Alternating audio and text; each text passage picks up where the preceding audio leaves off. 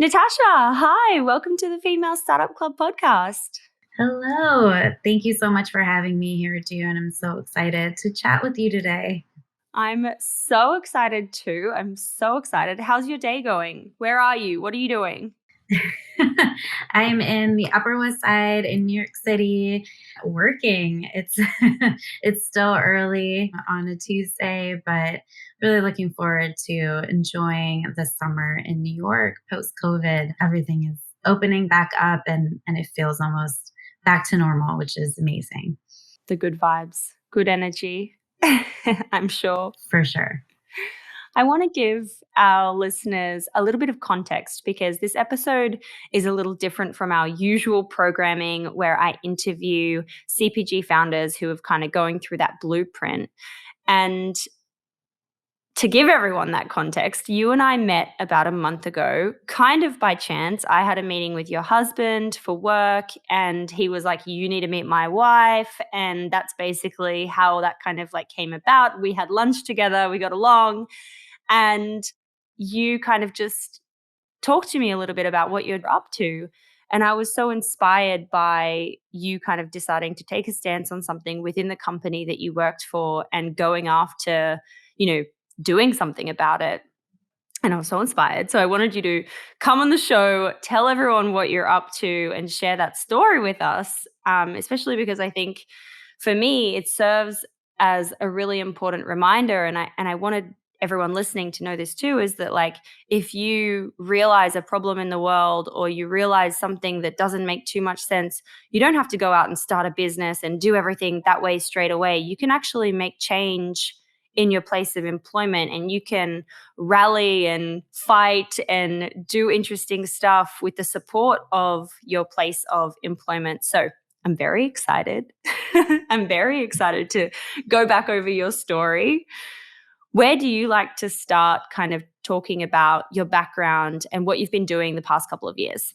Sure. So I've always been in the e-commerce space and world. I started my career in digital media, went to grad school, and then joined Amazon, really focused on mobile electronics and doing content marketing there in Seattle. I moved back to the East Coast where I'm originally from. I grew up in New Jersey.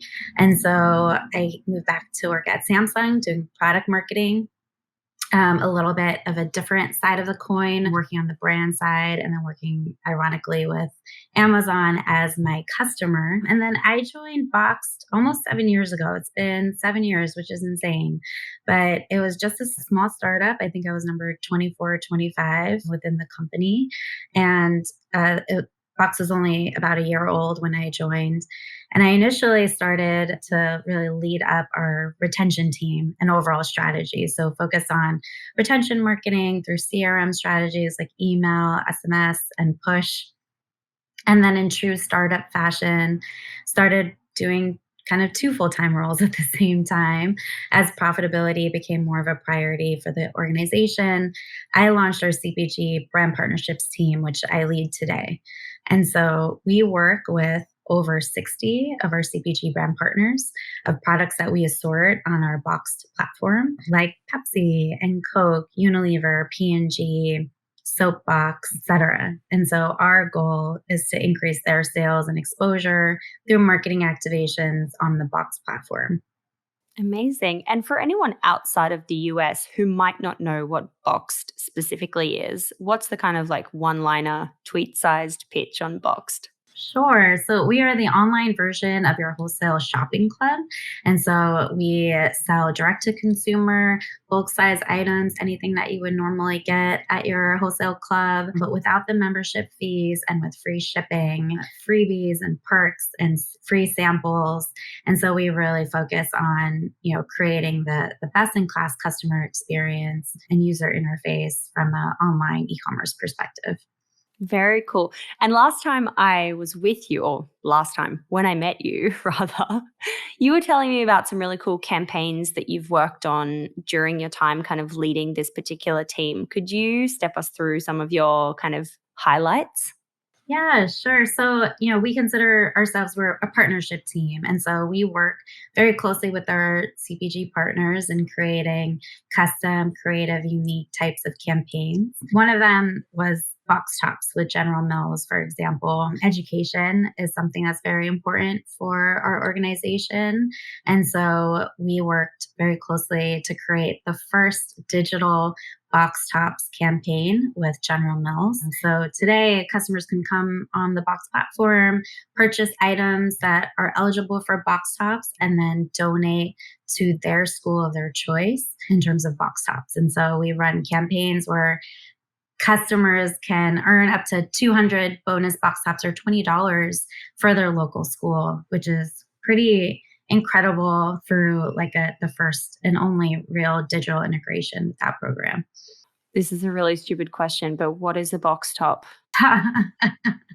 So General Mills launched box tops probably, I don't know, it must be, over 50 years ago, but essentially on specific food items like cereals and snacks, customers can earn box tops, and they're like physical box tops that they used to cut off boxes. And then you would turn them in and you would redeem them or turn them into your school or your child's school or just a local school. And that would actually earn money for that school. And so they can redeem these box tops and earn, up to like thousands of dollars for school and for children in need. Now it's pretty much digital. And so a customer can purchase, through Boxed, for example, they can purchase an eligible General Mills item, Nature Valley, or any of their brands that are eligible for box tops and earn box tops immediately for the school of their choice. And so it's a really incredible program to give back in children in need, especially, underrepresented schools that, don't necessarily have the funds to support everyday activities. Wow, that's so interesting. Very cool. Very cool indeed. I want to kind of start talking about the realization moment that you had that kind of got you going down this Pink Tax mission. Take us back to that time. For sure. So I was only at Box for about a year when I launched our RethinkPink initiative, but this was back in 2016. I'd been reading a lot about the Pink Tax and the Tampon Tax and just started to do a little bit of, out of my own curiosity, I started to do a little bit of digging. At Box, 70% of our customers are women. And so the majority of our users are affected by Pink Tax and Tampon Tax every day. And so I wanted to understand what our pricing and costs that we receive from manufacturers look like, and if there was any discrepancies between men's products and women's items. And guess what? I found that there was. And so I was learning a lot and reading a lot about Pink Tax. And so it's essentially, there are two different issues that we tackle under our initiative. Pink Tax is one where women's items cost more than their male counterparts. And so this could be razors, shave gels, deodorants, body wash. They could be made by the same manufacturer, part of the same brand, but just because they're targeting women versus men, they're upcharged from a cost perspective. So for example, a women's razor, disposable razor, can cost up to 108% more than the men's disposable razor, the men's version, which is insane. But I still just don't understand why. I don't either. But why? When did it start? And why did it start? I don't understand. Do you know? Do you have the answer? No, this goes back, generations. And so, when we talk to brands and manufacturers, oftentimes their rationale is that, the packaging is different, or the marketing costs are higher when they're targeting women. And so it's unfortunate that that's the case, and it's so systemic as well. It's really hard to change. I think that is the toughest the toughest issue right now to really tackle, because it is so specific and it goes back so far. So I looked at our own prices at Box and realized that the cost that we were receiving from manufacturers for a lot of these items cost more for women than for men's items. And then on top of that is the tampon tax. So back in 2016, I think 35 states charge sales tax on period care products. So pads and tampons were considered luxury items and were charged sales tax. The UK, for example, That's crazy. it's insane. The UK repealed it nationally. Canada has repealed the tampon tax nationally. Many countries, India, Australia, have repealed the tampon tax nationally. The US, unfortunately, is far behind. It's a state by state issue. And so, in 2016, there were over 35 states that still charge tampon tax. There is progress being made today. There are 27 states that charge tampon tax. So there are states that are repealing it one by one. It's going to take some time. But we decided to take a stand at Box on tampon tax as well and really roll it under our Rethink Pink umbrella. 2 weeks of me bringing up this issue to our CEO, we were able to launch this campaign. To take a step back, our company has four male co-founders.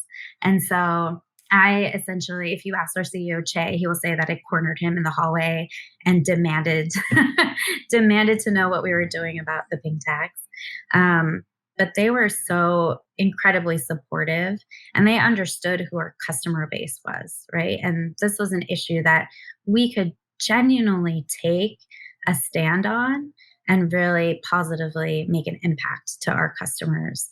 And so within 2 weeks of bringing this up to leadership, I launched our initiative. We became the first and still the only national US retailer to take a stand and discount items on a cost per unit or cost per ounce basis for pink tax. So those razors and shave gels, et cetera, that cost more for women than their male counterparts. And then also discount period care products to offset the sales tax. We cannot remove sales tax, but we can offset it by discounting those items. Since we launched, we've been testifying in states. I've testified in states that have introduced bills to repeal the tampon tax. 3 of those states have gone on to actually repeal them, which has been amazing. And we've also been working with Congresswomen, specifically Congresswoman Jackie Speier on her national Pink Tax Repeal Act to try to get that through. But really the goal was to create conversation and education around this issue and overall awareness.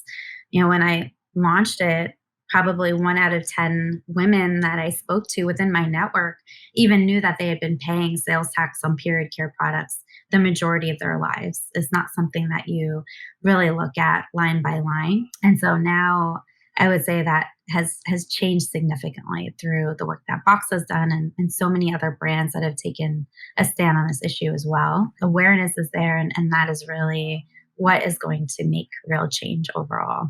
Wow, that is so inspiring and so cool. What's your kind of like bigger picture mission for this initiative specifically? Like, are you going like state by state and you're not going to stop until you finish? Or like, is it doing bigger things with Boxed, or is it going directly to manufacturers to try and not force, but to try and, see what changes they can make all the way back at that point, or working directly with brands? Like, what's kind of the blueprint from here? Yeah, it's a lot of those things that you just mentioned. I would say number one is continuing to really create awareness. Our goal is to get other retailers on board, and so we're still working on that. I think if we're able to get other major e-commerce retailers to do the same thing and take a stand on this issue, that would impact change even quicker. So that's number one. I'd say number two is really, we don't consider this a campaign, a one-time campaign. This is an ongoing initiative, and so it will continue to be one of our core values and missions at Box until it's no longer an issue. So we'll continue to testify in states that have introduced bills to repeal tampon tax and really move that over the finish line. We'll continue to spread awareness and educate our consumers and our network on what the issue is and how they can make impact as well, whether that's contact your local legislator or even just tell your network and really spread awareness around this issue. And so we're still fighting. There's still a lot more that needs to be done to get all 50 states to repeal the tax, to really understand or educate manufacturers and brands to ultimately change their pricing. We've decided from a manufacturer standpoint or brand standpoint, that we no longer will even accept products on our platform that cost more for women than for men. And so, unless they update their pricing and offer us equal pricing for equal products, then we won't even accept it unboxed. And so, that's been a huge game changer for a lot of our brands as well. They've updated their costs and pricing as a result of that. Step by step change, one at a time, but it's definitely happening. Here we are 6 years later, and there's been so much conversation around this issue and so much impact that has already been made. And so I think we're still, just getting started. Have you had to drop any brands altogether because they wouldn't meet you at the table? No, we took the hit on pricing ourselves. And so if they weren't able to update their pricing and costs, we did it ourselves and we took a hit on margin. So that I would say, the majority of items that are part of our initiative today are ones that we are discounting on our own. Wow, that's crazy. So interesting. What does the impact actually look like from Boxed point of view? Like what is this what's happened since you've gone out with this stance in the world and educated consumers and done stuff? Yeah. I think probably the most surprising has been that it's actually been good for business. And I think the reason being is that, like I mentioned, 70% of our customers are women. And if we're able to make an impact and improve their everyday lives on items that, are everyday essentials, then that is hugely significant. And so I would say since we've launched, we've attracted, tens of thousands of new customers as a result of this initiative because their values align with ours. Again, like if you're able as an organization able to launch something in a genuine way, not just because it's the, necessarily the right, exactly. But if it's genuine, if it's authentic, if it's something that you can actually put your money behind and your actions behind, then that's really going to resonate with your customers. And so as a result, we've been able to attract tens of thousands of new users who have then become some of our most loyal customers. They're spending more, they're repeating more, and they're also the ones that are talking about Boxed as well. And so I think that word of mouth, because of the issue that we've taken a stand on, and because it aligns with what they care about, has been probably the most surprising impact. It wasn't our goal when we launched this initiative, but it is what we've seen as a result. And since we've launched, we've passed almost, maybe over by this point, $2 million of savings back to our customers, which is not chump change. Wow, that's crazy. Yeah, that's a lot. My gosh. Wow. That is just so inspiring. Thank you so much for sharing that with us. Where do you go from here specifically? What's next in terms of the coming few months?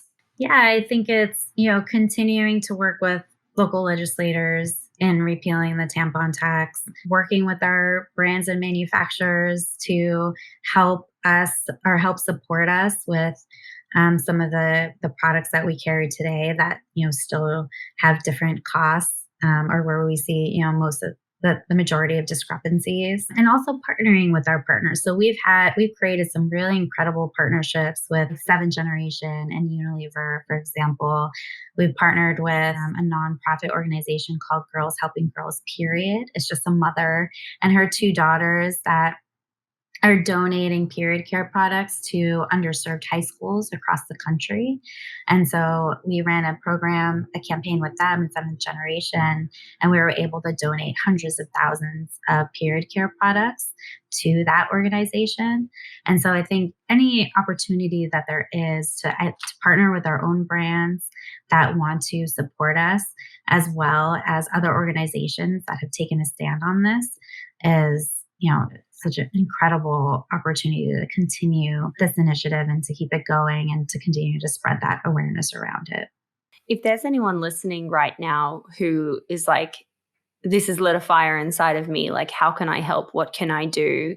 Can they reach out to you? Like, is there a way that they can get involved? What's the course of action for people who want to join your movement specifically around this? Yeah, for sure. So there's a couple of different ways that you can really break it out from a consumer standpoint. Like if this is an issue that you really care about and you're asking how you can raise awareness, I would say, continue to be vocal about what you care about and educate your networks. And then also support brands that align with your values. I think that says a lot. Billy's, for example, is a startup raiser organization that launched as a result of the Pink Tax. And so I think there are a lot of great brands out there that are doing, really great things, and especially around this issue as well. And so continue to support brands that align with your values. And then as an employee, I would say, how can you find your voice in the workplace? When I launched this initiative, I was a senior manager on the marketing team. It was something that I really cared about. It was an issue that really resonated with me. And so if I never spoke to our leadership team, this never would have happened when I was at Amazon. I don't think I could have ever had the guts to go up to Jeff Bezos and ask and tell him that we need to do something about the pink tax. But I think, being able to find your voice within the workplace can make such a huge impact. And so I would say, be brave, speak up, and don't give up if it is something that you think your organization can really take a stand on. And then also, set up one-on-ones with key folks in your organization and build allies within the company. That is really, the best way to get an idea over the finish line. Again, especially if it's something that you really care about, that you think your company can take a stand on in an authentic way. That's a really great piece of practical advice. Set up meetings with key stakeholders, start those conversations. I'm also wondering, on that practical kind of level, when you went to your management team, did you just go with a conversation, or did you come like ultra prepared with like a slideshow, like, printouts? Like, what did it actually look like? Yeah, I came with data. And so I had done all the back end work. I was looking at our costs per product for items that we carried the men's and women's versions of. And I came with an Excel doc of data. I was like, hey, look at this razor that we carry. It costs 108% more than the men's version. Like, if you come with hard data and proof, that there's nothing that they can say about that, right? Or I mean, it was kind of a no-brainer for our leadership team to take a stand. They were flabbergasted that this was even an issue. They didn't know that it was an issue that had still existed back then in 2016. And so just bringing this to their attention was the first step. And then coming with that data and that hard proof of items that we carry at our company that we can actually change ourselves, or we have the ability and power to update. That was, what ultimately was able to get this over the finish line. Wow. I am so inspired by you. I can't wait to see what you do next with this mission, how you keep approaching it, and where you are, 1 year, 5 years down the track with everything. Hopefully we can have you back on the show to give us an update. Where can people find you? Sure. So I'm on LinkedIn. Please feel free to reach out at Nitasha Mehta, or you can email me as well. I'll share my contact info with you, Dune, but we'll love to, continue the conversation for anyone that's interested in this particular issue, or even any issue, right, that they think that they can take a stand on and really make impactful change with. I'm happy to chat always. Thank you so much. Thank you so much for taking the time. Thank you. Thank you for having me.